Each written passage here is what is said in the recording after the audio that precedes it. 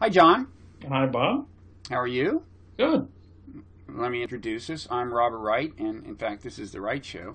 You are John Thatamanil, and you are at Union Theological Seminary, where I am actually now on the faculty as a visiting professor. And in fact, this conversation is one of a series that I'm doing with Union faculty. And you have, you're also, I should say, the author of the book, The Eminent Divine, and you're working on other things.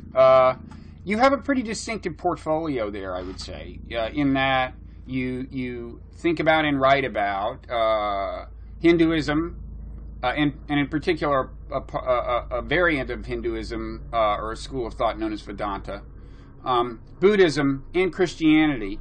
And in fact, you're working on a project that kind of relates those three religions theologically, I guess you could say. Is that a fair way to put it? Exactly right. Okay. And I want to get to that. I think we should probably start out with some basics that will set the stage for that. And maybe the place to start is with Vedanta. I think that may be the thing that the fewest of our viewers know much about of the three traditions we're going to touch on. Is it fair to say that Vedanta is, broadly speaking, is a kind of relatively modern version of Hinduism? Is it a little like what liberal theology is to Christianity, or what? No, Vedanta is quite old. The word itself means the end of the Veda. Mm-hmm. But also in the sense of conclusion, or the summation, the telos of the Vedas. Mm-hmm. And one meaning the word has is to refer to those texts that come at the end of the Vedas, which are the Upanishads. So, I mean, we're talking texts that probably can be dated 8th century BCE. Mm-hmm. And on. So Vedanta, as a school of theology, is a commentarial tradition on those texts. And those texts have had commentaries for millennia now. Okay. So in that sense, Vedanta is very old. Okay, I guess what I kind of had in mind is that of all the things in all of the Hindu texts, which include like a lot of references to a lot of gods and everything, I think of Vedanta as focusing on, some of the more abstract philosophical questions almost, and leaving some of the God talk kind of on the margins in somewhat the way liberal theology does, if you know what I mean. Yeah, it's not a bad thought, though the philosophical reflection is already in the Vedanta, right, in the Upanishads. So, I think what you mean to say is that, and I think you would be right, that certain strands of the Vedanta tradition enjoy a prominence in the contemporary world that might be for reasons analogous to the ways in which liberal theology enjoys a prominence. Yeah, I mean, I was, talking to your colleague at Union, Gary Dorian, an expert on liberal theology, and I said, I talked about the fact that Paul Tillich, liberal theologian who was also at Union, defined God as the ground of being. And Gary pointed out that, well, actually, you can find that kind of thinking in ancient Christian thinkers, and yet liberal theology is a particularly, it's a selective take on all of the ancient thought that makes it kind of modern, the thinking kind of appropriate for a modern sensibility in some sense. But in any event, why don't we get to some of the specifics of Vedanta? I think the most relevant strand of Vedanta, as I understand it, to your work, may be Advaita Vedanta. Right. Is that right? Do you want to tell us what Advaita means? And I also think that's the variant that most people hear about. If they hear about Vedanta in say, the United States, it's probably more likely to be Advaita. But anyway, why don't you tell us what that is? And you're correct on that point. It is, in fact, the case that is the most prominent modality of Vedanta in the West. Advaita literally means non-dual. Dua is related to our dual. They're cognate words. Sanskrit and English are cognate languages, and a is the negative prefix. So literally translated, it means non-dualism. Now, figuring out precisely what that means is, of course, the task of the commentarial tradition. But roughly, there's some consensus that Advaita means that the ultimate reality and the true ground of the self are not two. That oneself, at its deepest level, is identical to the ground of the world. And that ground of the world is Brahman. The ground of the self is Atman, which just means self, the inmost or true self. And Atman and Brahman are the same. So that is the fundamental principle. That is non-dualism. There is the distinction you imagine between Atman, the self, the soul, you, and this thing called Brahman, which may be harder to wrap our mind around, I don't know, is illusory. You are actually part of that larger body. Now, I've heard Brahman described as like a universal soul. That's not the way you described it. The classical tradition refers to Brahman in two sets of words. At the oldest level, in Shankara, the master teacher of the Advaita Vedanta tradition's thought, he designates Brahman with reference to three words: Sat, Chit, Ananta. Sat is being, Chit is consciousness, and Ananta means infinity. The later tradition modifies this slightly in a distinction that's almost difficult to hear and speaks of three other words: Sat, Chit, and the third word is Ananda, which means bliss rather than infinity. But these three or four words are good ways to get in what the tradition goes to when it tries to speak of Brahman. Sat means being, or the ground of being, as you mentioned with respect to Tilak. So Brahman is the ground of being, that which gives being to all beings. Chit, consciousness. Not a consciousness, but the power of consciousness, sometimes called Chit Shakti. And Ananta, infinite. This is not a particular consciousness, but an infinite reality that is the ground of all consciousness and all being. So those are three ways of describing it. And of course, very soon the tradition also adds the notion of Ananda, that in some sense this reality is intrinsically blissful, joyous.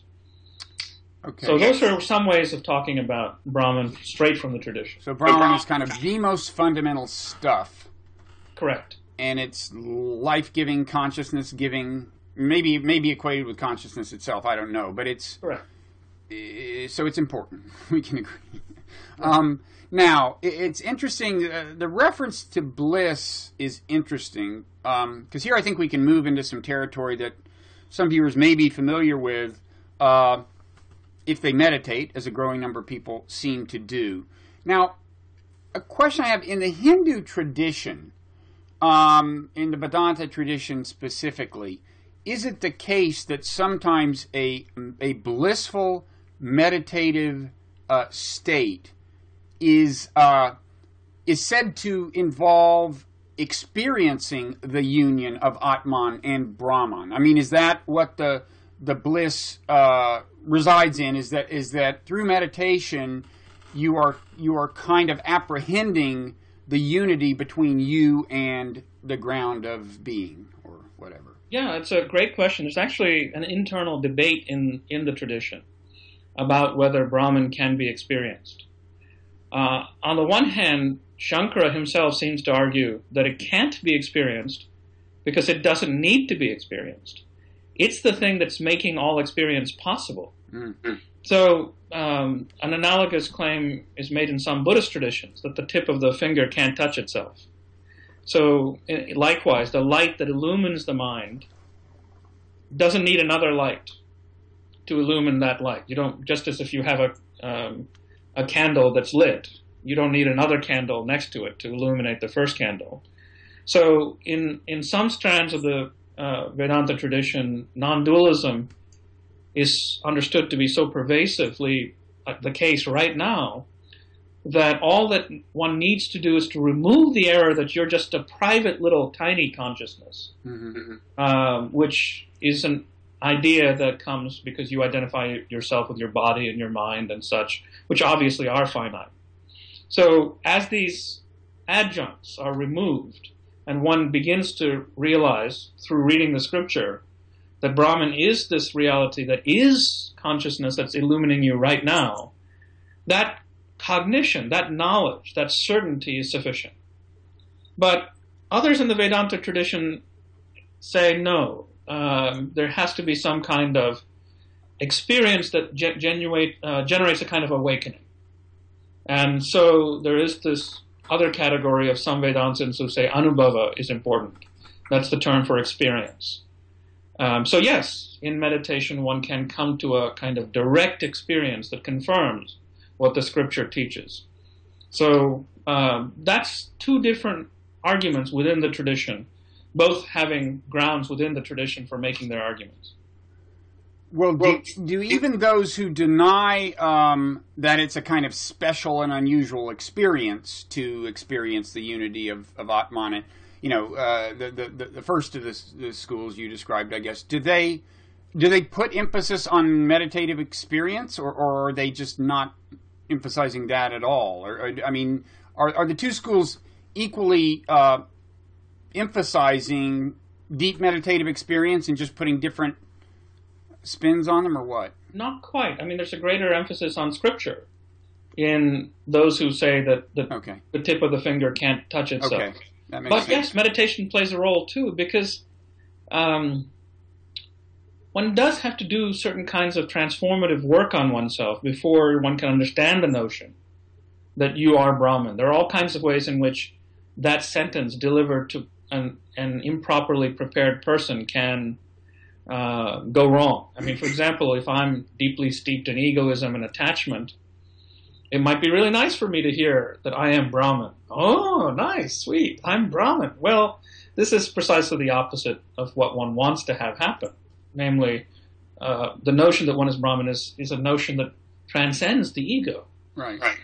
So contemplative practice is one of the ways in which the mind itself is purified, so that the mind is properly ready to understand that there is something within that exceeds and even transcends the mind and illumines the mind. So it's not so much an elevation of your identity, which would be egoistic, as a dissolution of your... Well, no, you don't want to say that, because then you're starting to get into Buddhist territory, which we'll get to. The differences between... An important doctrinal difference between Hinduism and Buddhism. So is that not the way you would not describe it as a dissolution of identity in the Hindu tradition? No, a relativization might be the better way of putting it, that one's conventional identity is the self as ordinarily known, and then one's ultimate identity is one's identity as Brahman or Atman. I gather those, particularly those who emphasize the meditative apprehension of this truth, would say that a powerful meditative apprehension of the truth can change the way you live? Can in other words, can make you live in accordance with the moral implications, kind of Atman equals Brahman? Absolutely. The guru, or the one who's realized, and one can speak in languages of awakening here too, is a person who is so grounded in one's infinite identity that one becomes an ocean of compassion. So there's a kind of moral infrastructure in both Buddhist and Hindu traditions about things that one ought to do. And that infrastructure holds so long as one hasn't arrived at a kind of deep transformative knowing of ultimate reality. But once you know what you truly are, or in the Buddha's case, know what you truly are not, right, then you don't need the moral infrastructure holding you up. And therefore I speak of a kind of trans-ethical or trans-moral moment in life in which one now embodies what one had to have an infrastructure for. Right. So rather than kind of strenuously and consciously abiding by moral rules, you naturally do the selfless thing, so to speak. Brilliantly put.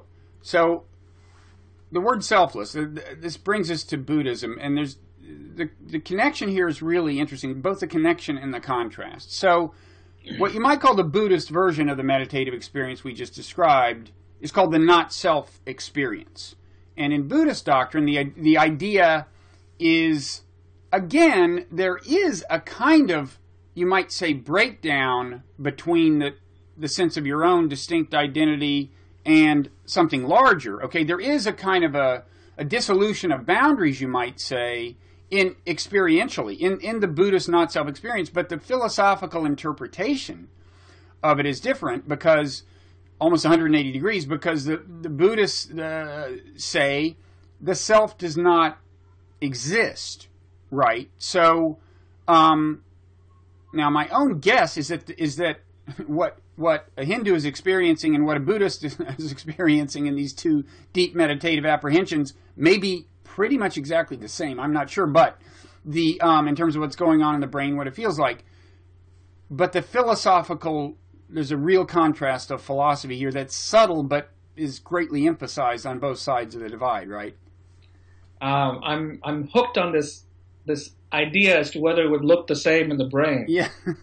I'm halfway thinking that we probably can empirically run the test on that now. In the sense, I have an anecdote about that, but go ahead. But I mean, it occurs to me that if you have someone who's a practitioner in the contemplative tradition within the Advaita stream who has had an experience of Atman Brahman, you can compare that with someone who might have had or is practicing for another kind of experience and see if different centers of the brain get illuminated. Mm-hmm. So the neuroscience would be fascinating. But you're quite right to say that the interpretations are significantly different and the philosophical issues matter significantly.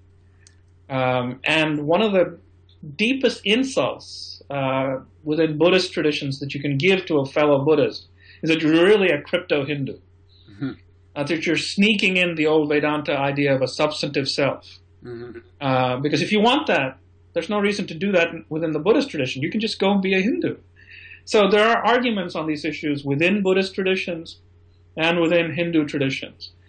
The Buddhists insist, in the earliest formulations, that the way to solve the human problem, which is often spoken of as ignorance, manifesting itself in craving, aversion, and delusion, is to be solved not by imagining that there is an infinite self behind the stage, but by dissolving the need for any self that might do the clinging or the hatred or the aversion or the delusion. And so the assault on the finite ego happens by dissolving that ego and coming to the realization that there is no abiding self that could cling to anything anyway. The Hindu says, no, that's not the way you do it. You get rid of just those poisons, and the diagnosis is identical in that sense. It's the prognosis, which is identical in some ways, but radically different in the others. The prognosis on the Hindu side is, once you realize that you are the infinite self, then what could you possibly crave? What could you possibly loathe? Secure in this identity of yourself as the ground of all being, in that sense, you transcend egoism and attachment, craving, and delusion.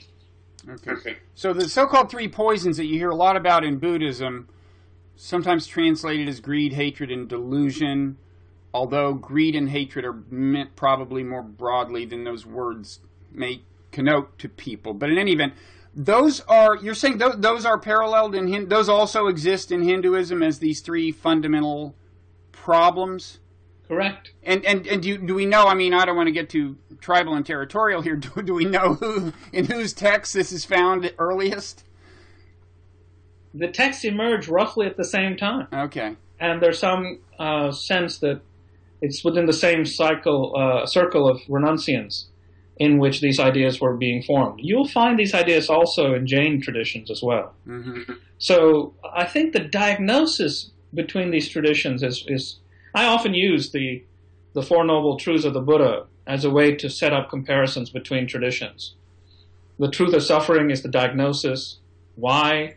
What gets me there is the etiology. Prognosis, complete enlightenment is possible. And then, of course, method, the therapy. So diagnosis, etiology, prognosis, therapy. But you can get considerable agreement on diagnosis within Buddhist and Hindu traditions. You can even get tremendous agreement that something like radical liberation is possible. Mm-hmm. Now, when you start speculating about the ontology of that, that's when things go haywire.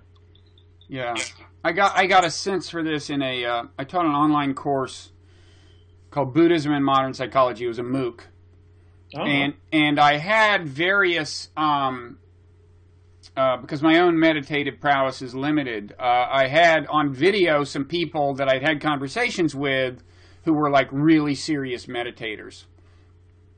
And there was this one guy who actually had studied in both Buddhist traditions and Advaita. Oh. And he was describing the experience of kind of the bounds of self dissolving. And he talked about there being no self. And that was like a properly Buddhist way to put it. That he felt like there was nothing in there. And he said he felt like all is one. And there he got into trouble with the Buddhists among the students in the comment section said, no, wait, it's not, the Buddhist doctrine isn't that everything is one. It's that, I don't know how far we want to go with this, but maybe we should actually go into this doctrine of emptiness, which is important in your own, the thinking you're doing now. Mm-hmm. But what they meant was, you can't say everything is one because that sounds like there is a self to be united with things.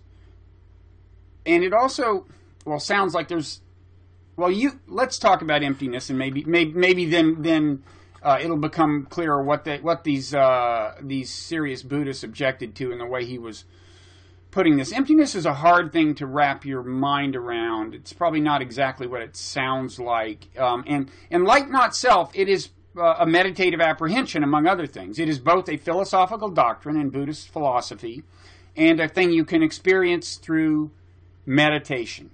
Now, how do you describe emptiness in a way that makes it accessible to people who have not had the experience? It helps to work through the Sanskrit, actually, when one does this work. You have to ask, what is the thing that is being negated with the word empty? And when you do that work through the classical texts on this, particularly those of the Buddhist philosopher Nagarjuna, then you quickly realize that what's being negated is the idea that anything whatsoever has a stuff or essence that is its own.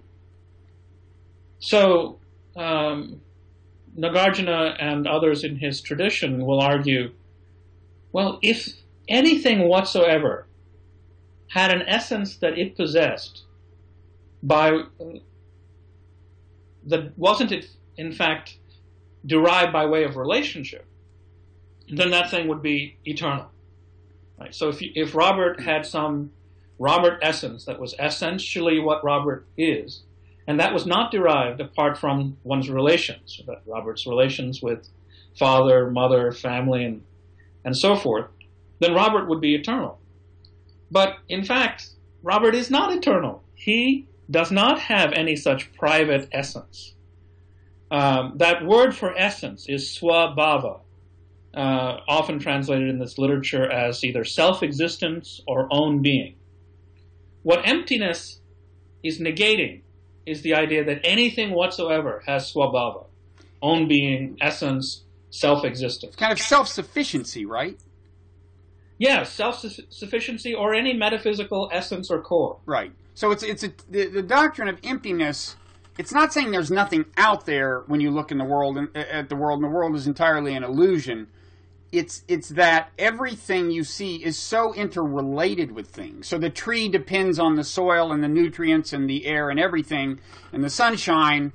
Everything is so interrelated that if it didn't have the other things, it would cease to exist as you see it. So it's a testament to the subtle interconnection of everything, and that interconnection, and it's an actual interdependency. So things cannot continue existing indefinitely without the other things. That's philosophically kind of what, and you can see it's a pretty fine distinction between saying everything is interrelated, and using that noun thing, everything.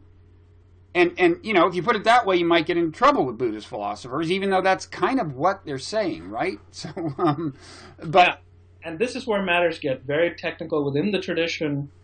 There are debates, of course, within all of these traditions. But yes, one way to speak of what emptiness is denying is the very idea of thingness, that reality is not made of discrete things that are then subsequently in relation. Right. Without the relations, they wouldn't be there in the first place. That's correct. And every way of looking at the world is a way of dividing this continuum of relations into things.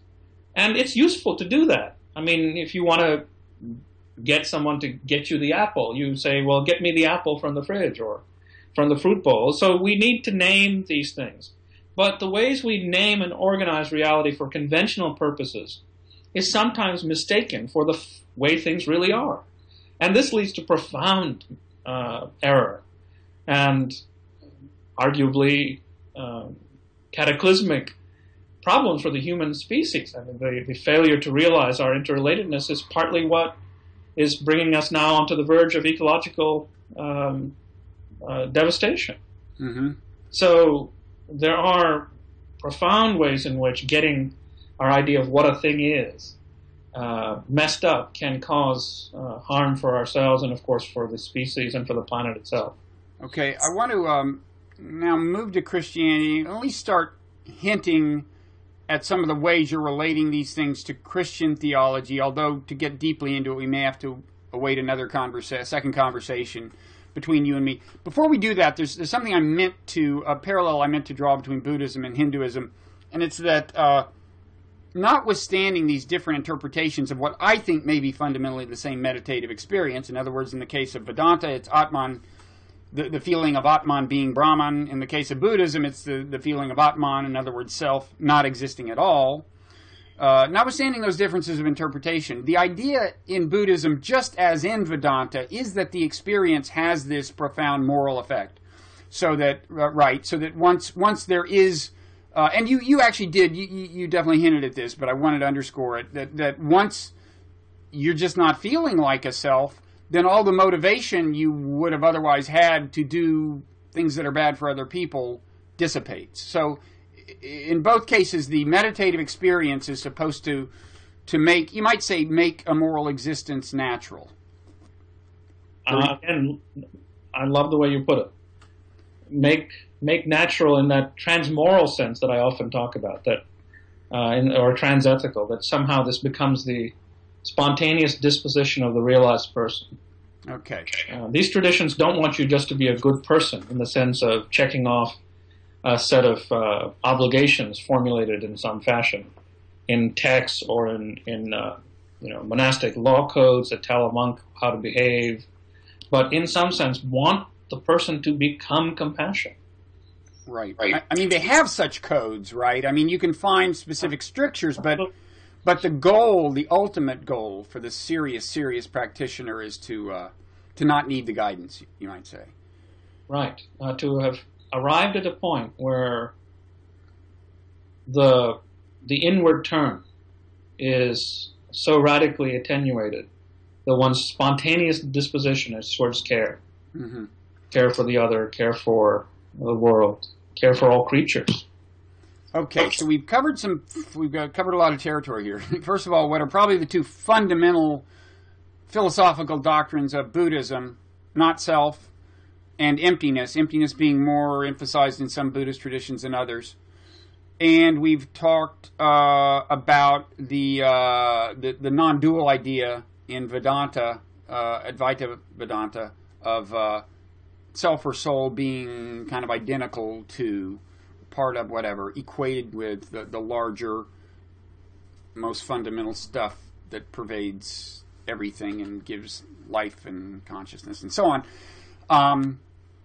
Now, you're doing some work that draws on some of these ideas in making connections between, among Buddhism, Hinduism, and Christianity. And I think on the Christian side of it, you're putting a lot of emphasis on the Trinity, right? The idea that Christian theologians have had to really wrestle with of God being at once the Father, the Son, Jesus Christ, and the Holy Spirit. Yeah, in Christian discourse, that Trinitarian stuff is always there, but it's become attenuated in some ways in some liberal circles because no one quite knows how to speak about Trinity in ways that make sense. One sort of engages in hand-waving, well, somehow one, somehow three, and so forth. And so, Trinity Sunday comes along in high churches, and then the minister sometimes tries to make an effort at trying to explain to Christians what Trinity is. But in pews, in congregations, it's something we say when we say the creed, but not something that has any sort of purchase in the lived imagination of Christians, often. I don't want to generalize over much. But there is this notion that that the divine life is not just an undifferentiated singularity, that there is some difference within the divine life, but a difference that doesn't fall into sheer plurality. It's a difference that held together in some fashion, that is a unity. So, and then the language that the tradition has used is Father, Son, and Spirit. But I think when I turn to the matter of thinking about Trinity, I think of the Father as something like the ground of all things, to use the being itself language. And which would equate with Brahman. That's correct. And Spirit has always been, in Christian traditions, hard to define as any kind of thing at all, because it doesn't seem to be a thing. It seems to be that within the divine life that binds all things together. Augustine used the image of lover, beloved, and love itself in referring to the Trinity. The beloved is the Son, love itself is the Spirit, and the lover is in some sense understood to be the Father. So note the way love works here, right? Love itself is not a thing. It is that binding principle. So I correlate this notion of Spirit with Buddhist notions of interrelatedness or emptiness. And then, of course, we've already said what the Father is. The Son is the tricky thing. Of course, it is what makes Christian discourse distinctive. The Son is the one for whom, says Colossians, the world was created. The Son seems to be that in and through which all things are made, and made in their particularity, in their distinctiveness. So for me, the notion of the Son is a way of distinguishing between, without falling into thing talk, a way of referring to the world as created and special, a way of distinguishing and speaking of each thing as precious, a way of signaling that reality is marked by contingency is a phrase I sometimes use, that each thing is what it is, unique, distinctive, and singular. So the arch of your eyebrows and the arch of mine. No reason that these need to be wildly different, and yet they don't ever quite match. That the world is shot through with diversity and particularity. I use the notion of the Son as a way of distinguishing and speaking to a God who creates a world marked by exuberant diversity. Okay, and you're right. Contingency is a so you have used that term in some of your writing to be the kind of, I guess, translation you might say of the Son part of the Trinity. Contingency means, to a lot of people, contingency means, it's the opposite of determinism. Kind of, it's the fact that anything can happen. The future is not predetermined. Something weird, you win the lottery, changes your life. You slip and fall down, and that changes everything. Do you mean? I'm not sure you mean to emphasize that part of the term contingency, or do you? I do and don't. It may not be the best term for what I want to eventually say. It's what I'm going with for now. I talk about three kinds of experiences of wonder. The wonder that there is anything at all, the wonder that whatever is distinctive, particular, special, evanescent, need not have been but is. And then the wonder that anything that is what it is precisely by way of its relations. Okay. So being, or sheer being, being contingent, and being relational. These are three kinds of primordial modes of wonder that I think human beings and their traditions differently orient around. Some traditions focus more on one of these kinds of wonder than on the other. Okay. So the wonder that anything is at all, I think of as related to the notion of God as Father or ground of being. The notion that the wonder that anything that is relational and can't be apart from its relations, I associate with spirit, with the Buddhist notion of emptiness. And this notion that the world is full of distinctive, particular, beautiful, evanescent, need not have been but is things. That's what I signal by contingency. Okay, so am I correct in saying that the first of those, you're making the fundamental connection with Hinduism, with Vedanta, the idea of God as kind of the ground of being, or the fact that there is being is the source of wonder. Second of those, you're relating to Buddhism, specifically emptiness and the implied idea of interrelationship, interdependency. It's the wonder of that. And then the third of those, where you relate Jesus to, you see Jesus as kind of symbolizing, you might say, contingency. That's not a connection to any particular Eastern tradition, or is it? No, I mean it's a way of talking about what I take to be happening in any sort of theistic tradition that wants to affirm that the world is created, the world is in some sense distinct and not merely equivalent to the divine life. God saw all that God had created and saw that it was good. Mm-hmm. That the notion of the Son is also equated with notions of creation in the Gospel of John. In the beginning was the Word, and the Word was with God, and the Word was God. And the Word is that through which everything that came into being comes into being. So that notion of contingency, logos, Christ, is a way of naming the special, really ridiculous exuberance of diversity within creation. Right.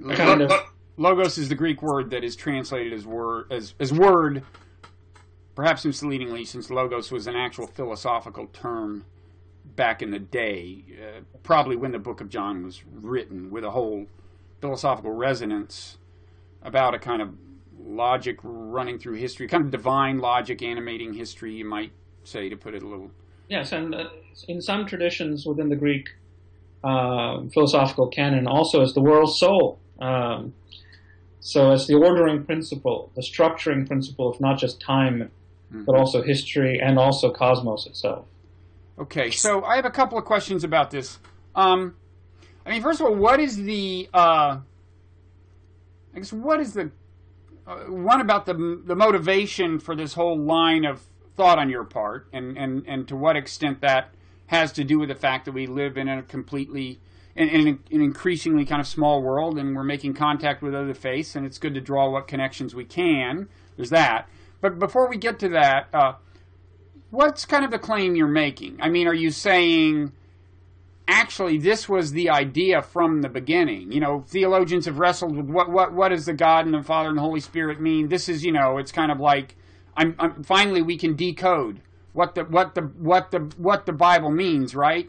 Are you saying that this is finally we have the interpretation that was intended from the beginning? Or are you saying, well, this is a way we can think about this that's more compatible with a modern sensibility, maybe has this second virtue of relating to other religions, or what? Yeah, I'm definitely going to go with the second option. You don't claim to have finally decoded the Bible.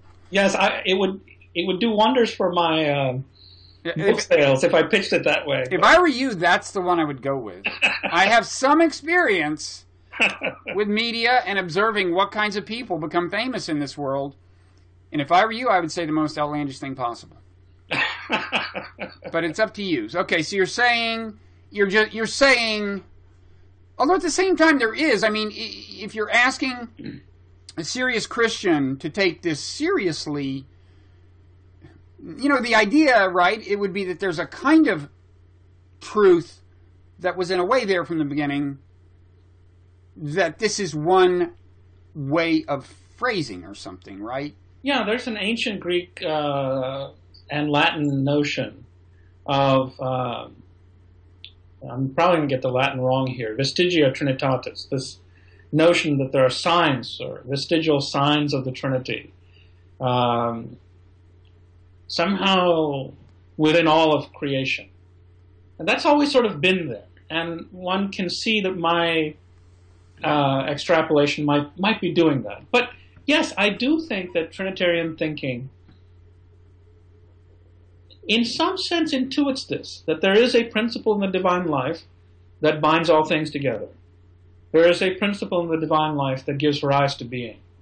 And there is a principle in the divine life that gives rise not just to generic being, but contingent, special, particular, delightful, good, beautiful, fragile, evanescent being.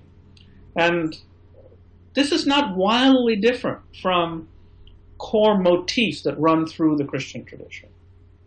Now, why do this interrelated, interreligious stuff as well? Well, I am suggesting that this counterintuitive notion that maybe Christians can understand themselves better by dialogue with other religious traditions. Okay. Maybe that there are dimensions of my own tradition that I, for the first time, really get when I really understand and am engaged in conversations with other traditions. So it's not to say that Christians knew all this already, but I certainly didn't come to think of this way of talking about Trinity when I was just reading Christian Trinitarian texts. This idea came to me precisely because I spent my time, decades, reading Buddhist and Hindu texts, and then it occurs to me, oh my, maybe there is a way that I can draw these insights both within the Christian tradition, then enrich the Christian tradition thereby, and preserve the diversities of these insights.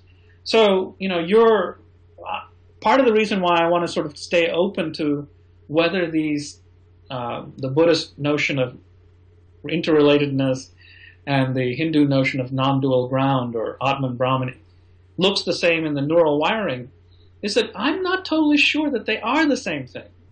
These might be two different kinds of non-duality, if you will. Mm-hmm. And I want to lay it open, and even lay it open to the possibility that this might look different neurally. In other words, I want to think of the religious traditions as not necessarily saying the same thing, but different things that might be rendered compatible. Mm-hmm. Does that make sense?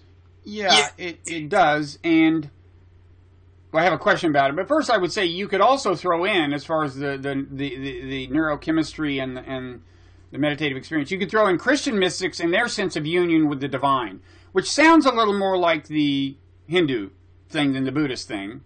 So you can do that comparison too. I actually think there's some of that going on, like at Penn or somewhere, and I should get up to speed on that. But and we'll see what they have to say. But but on that this point, so what position does this imply on kind of the question of, like, what is the relationship of different religions to the truth?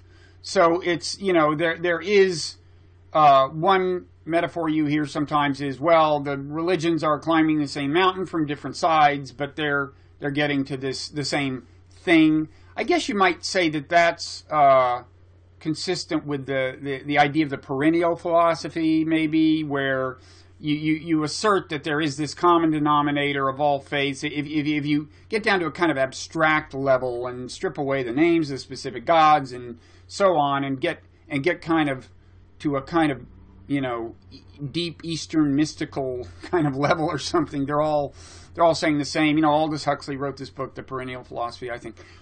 What are you saying about what the relationship of the different religions is to the truth? That question itself is a shrewd one, because I am trying to address just that question in my work. So in contemporary Christian discourse about this, and in philosophical discourse, there are some who hold to the one mountain position, with the different religions being paths up the same mountain. John Hick is the most famous exponent. But a dear friend of mine named Mark Heim has suggested a slightly different image. He has asked us, what if we're climbing different mountains? All worth climbing, but not the same mountain. So he's written an eloquent and fine book called Salvations, with the S being critical. There are different real goods that are worth having. Mm-hmm. So you're really climbing different mountains. I take myself to be in neither camp. For me, the analogy I like to think with is the old Indian metaphor of the blind man and the elephant. In my writing, I'm making that slightly different. I'm talking about blindfolded man and the elephant. We don't need to get into that precisely. But the point of that old story is that each person who walks up to the elephant, one who touches the side and says, this thing is like a wall, and another one grabs the leg and says, this thing is like a tree trunk, you fool. How could you be so wrong? It turns out both are right about what they affirm, but wrong about what they deny. They genuinely get something true and distinct. It is true that the elephant really is like a wall and like a tree trunk, or like a spear, or like a rope if you grab the tail. The task of the theologian in the contemporary moment, the comparative theologian in particular, which is one of my job descriptions, is to figure out how the apparently very diverse things that our traditions say might be held together without washing out the difference. I think the one mountain stuff tends to wash out difference.